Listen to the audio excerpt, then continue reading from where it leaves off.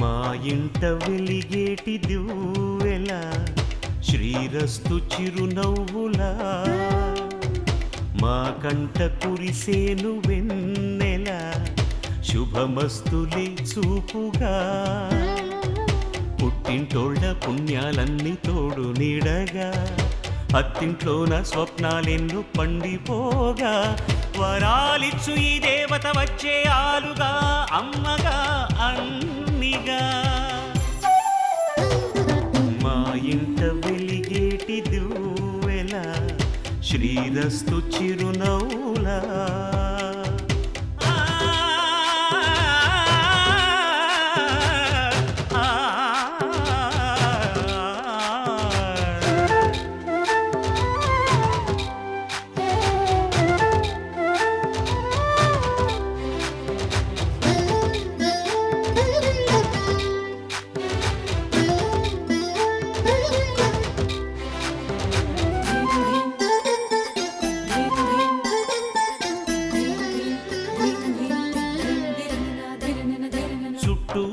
చీకట్లన్నీ కాటుక పెట్టింది తన కష్టాల కన్నీరు తానే తాగింది మాట మాట మంచి చెడ్డ మాలలు కట్టింది తన అమ్మోరి మెళ్ళోన మల్లిగా మారింది సహనంలో భూమాతై సహధర్మంలో సీతై సాగింది ఒంటిగా పగలంతా ఇల్లాలై పతి కోరే ప్రియురాలై పండింది జంటగా ఆ దేవతే మాకు ప్రేమాంకితం చేసేలి జీవితం ఎన్నడు మా ఇంట వెలిగేటి దివ్వెల శ్రీరస్తు చిరునవ్వులా మా కంట కురిసేను వెన్నెల శుభమస్తులే చూపుగా పుట్టింటోళ్ళ పుణ్యాలన్నీ తోడు నీడగా అత్తింట్లోన స్వప్నాలెన్నో పండిపోగా వరాలిచ్చు ఈ దేవత వచ్చే ఆలుగా అమ్మగా అన్నిగా మా ఇంట వెలిగేటి దివ్వెల శ్రీరస్తు చిరునవ్వులా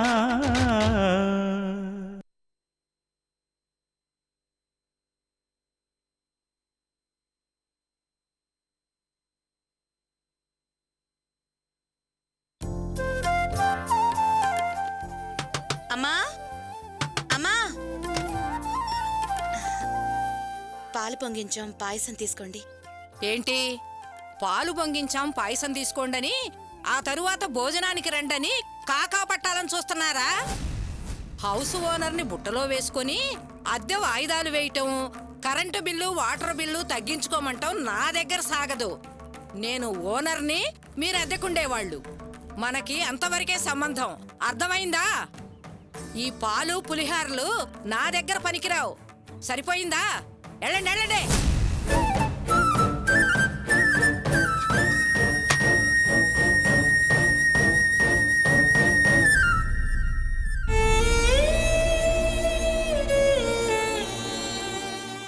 పదర్చన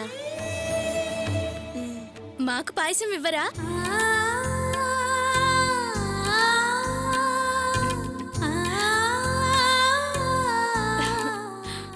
మీకిద్దామని వస్తున్నాం. రండి లోపలికి రా. రండి తీసుకోండి. నా పేరు బాను, మా వారి పేరు శేఖర్. ఆయన కోటిలో వ్యాపారం చేస్తూ ఉంటారు. మాది లవ్ మ్యారేజ్. చిత్తూరు నుంచి పారిపోయి వచ్చాం.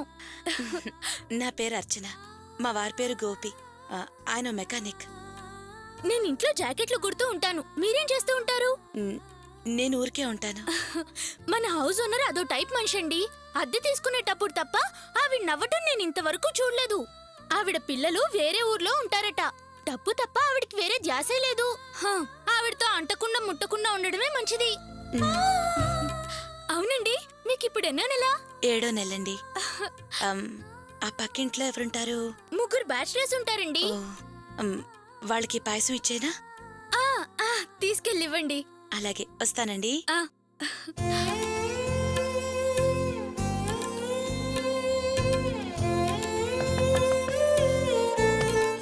ఆ, ఎవరు కావాలండి? ఆ, పక్క పోర్షన్లోకి కొత్తగా కిరాయికి వచ్చాము. పాలు పొంగించాం, ఇచ్చి వెళ్దామని వచ్చాం. తీసుకోండి. ఏంటి అలా చూస్తున్నారు? మీరు పాయసం తాగరా? అది కాదండి, మేము ఈ కాంపౌండ్లోకి వచ్చి 3 సంవత్సరాలు అవుతుంది. ఇంతవరకు మమ్మల్ని ఎవరు పలకరించన్నా పలకరించలేదు. మొట్టమొదటిసారిగా మమ్మల్ని ప్రేమతో పలకరించింది మీరేనండి. అందుకే ఆశ్చర్యంగా ఉంది. సరే, తీసుకోండి. తీసుకోరా. థ్యాంక్స్ అండి. థ్యాంక్స్. ఒరేయ్, వాని లేపరా. రే సూర్య, సూర్య లేవరా లే. ఏంట్రా? రే, పక్క పోర్షన్లో కొత్తగా వచ్చిన వాళ్ళు పాలు పొంగించి తీసుకొచ్చారా? రారా. నడరా. రారా, పాయసం తీసుకో. నా పేరు కృష్ణ అండి, కాల్ ట్యాక్స్ డ్రైవర్ని. వీడి పేరు అజయ్, ఓయిలో చదువుతున్నాడు. వాడి పేరు కృష్ణ, వాడు సెల్ఫ్ ఎంప్లాయ్ అండి. ఓహో, ఆ, నా పేరు అర్చనండి. మా వారి పేరు గోపి. ఆయన ఒక కార్ మెకానిక్. మీరు పాయసం తాగుతూ ఉండండి, నేను గ్లాసుల తర్వాత తీసుకుంటాను. వస్తాను, పద. చాలా ఆశ్చర్యంగా ఉందిరా. మొట్టమొదటిసారి ఒక మంచి ఫ్యామిలీ మన కాంపౌండ్లోకి వచ్చినట్టుందిరా. చాలా సంతోషంగా ఉందమ్మా. అవును, ఇరుగు పొరుగు వాళ్ళు ఎలా ఉన్నారు? అందరూ బాగున్నారు మావయ్య, బాగానే మాట్లాడుతున్నారు. ఇంటి ఆవిడ అదే రకంగా ఉంది. ఆ మాటే కరిచెట్టుగా ఉంది. అర్చన ఎలా వేగుతుందో ఏంటో తెలీదు. అదే ఆవిడ మనస్తత్వం. మన పద్ధతిలో మనం ఉంటే బానే ఉంటుంది. అదమ్మా అర్చన అంటే ఎవరితో ఎలా మెలగాలో బాగా తెలుసు. ఏ ఇబ్బంది ఉండదు. అవతల వాళ్ళ చెడ్డ గుణం వదిలేసి మంచి గుణమే తీసుకుంటుంది. దాన్ని బట్టే నడుచుకుంటుంది. నానా, నా కాలేజ్కి టైం అవుతుంది, మనం వెళ్దామా? అవునమ్మా, పద, నేను కూడా పనికి వెళ్ళాలి. అదేంటన్నా, భోజనం చేసేళ్ళండి. రేయ్, భోజనం దేవుందిరా, ఇది మన ఇల్లు. అడ్రస్ తెలుసుకున్నాగా అప్పుడప్పుడు వస్తూ ఉంటాలే, భోజనం చేస్తాలే. రామ్మా, వస్తానమ్మా. వస్తానన్నయ్య, వస్తాను వదినా. అన్నయ్య, ఇక మేము కూడా బయలుదేరుతాం. అదేంట్రా, కనీసం మీరేనా భోజనం చేసేళ్ళండి. అన్నా, మేము కొత్తగా ఓ చోట పనిలో జాయిన్ అయ్యాం. వెళ్ళపోతే బాగుండదు. అప్పుడప్పుడు వస్తుంటాం కదన్నా. అలాగే, చాలా థ్యాంక్స్ రా. నువ్వు మాకు థ్యాంక్స్ చెప్పడం ఏంటన్నా? మేము నీ శిష్యులం. వస్తాం వదినా, ఆరోగ్యం జాగ్రత్త.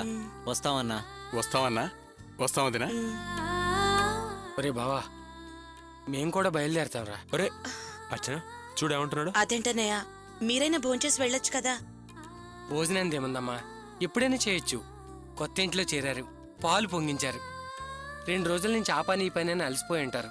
రెస్ట్ తీసుకోండి, సాయంత్రం వచ్చి కలుస్తాలే. వెళ్దామా? వెళ్దామండి. అన్నయ్య, అర్చన జాగ్రత్తగా చూసుకో. అప్పుడప్పుడు మేము వస్తూ ఉంటాం. అర్చన, మేము వెళ్ళొస్తాం. ఆరోగ్యం జాగ్రత్త. అలాగే. పదరా.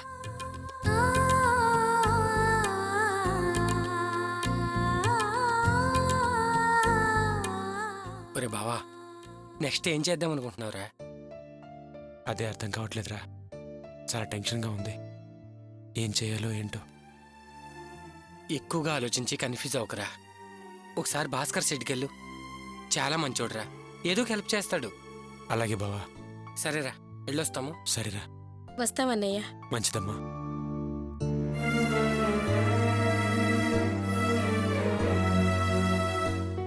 అర్చన, ఇప్పటిదాకా మన ఇంట్లో అందరూ ఉన్నారు. భలే సందడిగా అనిపించింది. అందరూ వెళ్ళిపోయారు, డల్ అయిపోయింది. మన పరిస్థితి కూడా డల్గానే ఉంది. ఇలాంటప్పుడే ఈ నిశ్శబ్దం నుంచి మనం ఎలా బయటపడాలో నేర్చుకోవాలి. మనకెవ్వరూ లేరండి. మనిద్దరం ఒకళ్ళ కోసం ఒకళ్ళం ఉన్నాం. ఒకళ్ళ కోసం ఒకళ్ళం కాదర్చన, మనం ముగ్గురం ఉన్నాం. పని తర్వాత చేసుకుంది గాని కాసేపు అలా కూర్చుందాం. పద.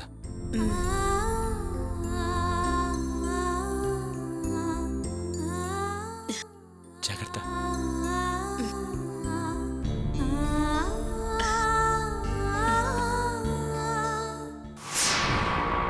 పాప పాప.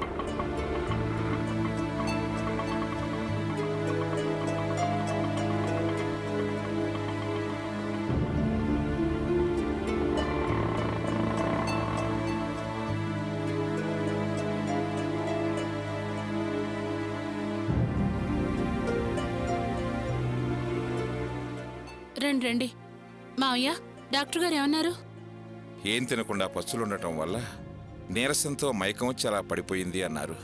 లోపలికి తీసుకెళ్ళాం. రెండత్తయ్య. నారాయణ గారు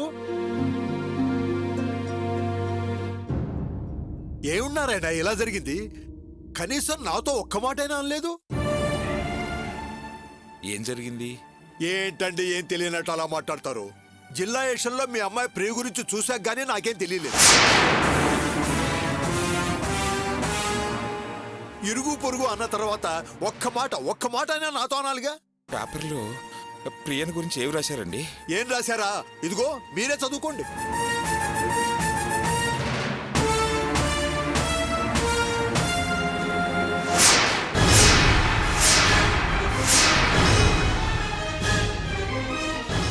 కనపడుట లేదు. ప్రియా, నన్నెవరూ వెతకవద్దు, వెతికితే ఆత్మహత్య చేసుకుంటాను అని లెటర్ రాసి పెట్టి వెళ్ళిపోయావు.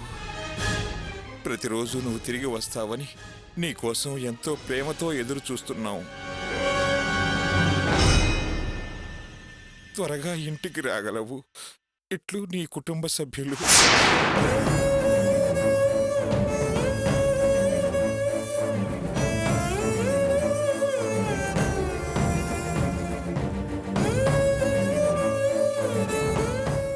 అదేమిటండి మీ అమ్మాయి అలా చేసింది? ఇంతకు ముందేమో పెళ్లి మండపం నుంచి పెళ్లి చేసుకోనని మారాన్ చేసి వీధికెక్కి గోల చేసి మీ పరువు తీసేసిందే. ఇప్పుడేమో ఏకంగా ఇంట్లో నుంచి బయటికి వెళ్ళిపోయి మీ పరువు ప్రతిష్టల్ని గంగలో కలిపేసింది. ఏ పిల్లలో ఏమిటో తల్లిదండ్రులకి చెడ్డ పేరు తెస్తున్నామనన్న ఆలోచించరేమిటండి? ధైర్యంగా ఉండండి. వస్తాను. ఇప్పటి వరకు ప్రియ ఇంట్లోంచి వెళ్ళిపోయిన సంగతి ఎవ్వరికీ తెలియకపోవడం వల్ల ఏదో మన ఇంట్లో మనం ఎంత బాధపడ్డా బయట ఎవ్వరికీ తెలియకుండా గుంభనంగా ఉన్నాం. కాస్త ప్రశాంతంగా ఉండగలుగుతున్నాం. ఇలా పేపర్లో వచ్చి అందరికీ తెలిసిపోయేట్టు చేశారెవరో. భగవంతుడా! అమ్మా, వరలక్ష్మి, వరలక్ష్మి ఏడవకు. ఇప్పుడేగా డాక్టర్ గారు చెప్పింది నువ్వు ఎక్కువగా స్ట్రెయిన్ అవ్వకూడదని. రా, కూర్చో, రా.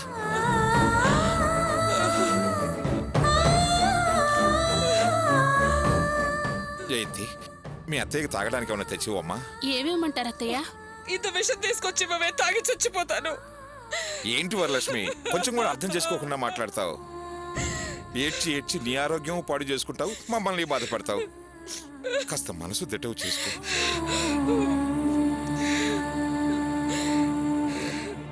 రే వినోద్, ప్రియ గురించి యాడ్ నువ్విచ్చావా? అదేంటి నన్ను అలా అడుగుతారు? మీకు తెలియకుండా నేను ఇస్తానా? మరి ఎవరిచ్చారంటావురా? ఆ దినా ఏమన్నా ఇచ్చాడేమో. దినానా? ఏంటో నువ్వు అనేది? అతను అంత వివరంగా ఎలా ఇచ్చుంటాడంటావు? నాన్న, ఆ దిన ఇదివరట్లా లేడు. చాలా మారిపోయాడు. తన తప్పు తాను తెలుసుకున్నాడు. ఏంట్రా వినోద్ నువ్వు అనేది? అవునన్నా, పోలీస్ స్టేషన్లో మనకంటే ముందుగానే ప్రియ గురించి కంప్లైంట్ ఇచ్చాడని తెలియగానే నేను మిమ్మల్ని ఇంటికి పంపించి స్ట్రైట్గా నేను ఆ దినా వాళ్ళ ఇంటికి వెళ్ళాను. అప్పుడు అర్థమైంది వాడు మారాడని.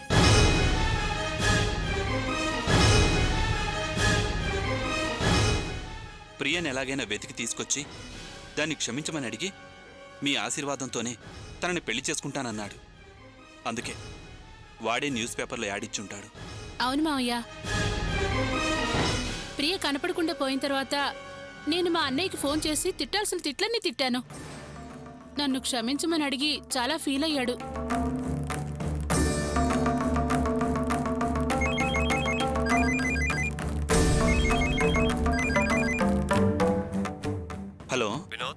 మనసు మాడుతున్నాను.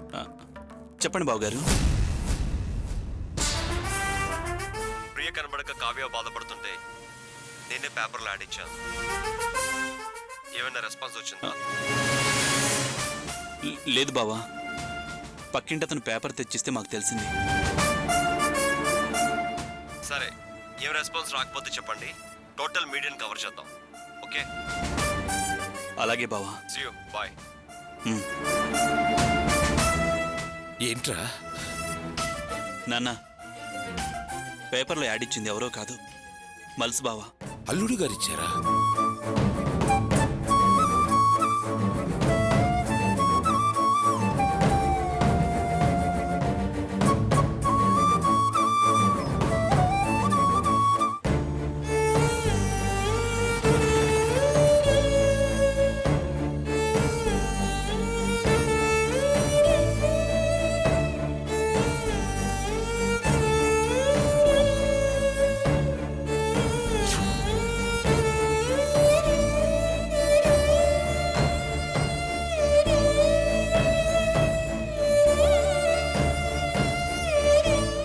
నమస్తే అన్న. ఏం గోపి, ఎలా ఉన్నావు? అవును, సడన్ గా నా షెడ్కి వచ్చావేంటి? ఏమైంది? ఏం లేదన్నా, నీ షెడ్ని లీజ్కి తీసుకుంటానని చెప్పా కదా. ప్రస్తుతం నా పరిస్థితి ఏం బాగోలేదు, తీసుకోవడం కుదిరేటట్టు. ఆ విషయం చెప్దామని వచ్చానన్నా. పర్వాలేదు గోపి, దాని గురించి నువ్వేం ఫీల్ అవ్వకు. నీ గురించి అన్ని విషయాలు విన్నాను. పాపం అన్ని పోగొట్టుకుని నడి బజార్లో నిలబడ్డావంట కదా. నేను నీలాంటి మంచి పనివాడికి షెడ్ అప్పగిద్దామనుకున్నాను, కానీ కుదరలేదు. వేరే వాళ్ళకి షెడ్ అప్పగించడం నాకు ఇష్టం లేదు, అందుకే నేనే ఉండి చూసుకుంటున్నాను. అది సరే, ఆ విషయం చెప్పడానికి ఇంత దూరం రావాలా నువ్వు? అది కాదన్నా, అది ఎందుకు గోపి ఇబ్బంది పడుతున్నావు? ఏదైనా సాయం కావాలా? మొహమాట పడకుండా అడుగు. అదే అన్నా, నేను ఒక సహాయం అడుగుదామని వచ్చాను. ఏంటో చెప్పు గోపి, నా దగ్గర వెనక ముందు ఆడటం దేనికి? చెప్పు.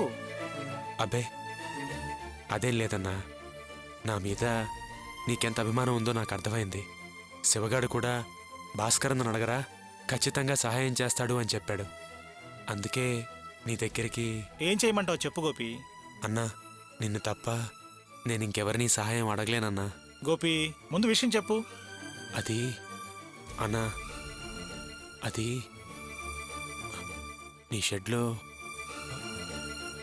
నాకేదైనా పని ఇవ్వగలవా? పనా? అవునన్నా, పనే. నీకు మాట రానివ్వను, బాగా చేస్తానన్నా.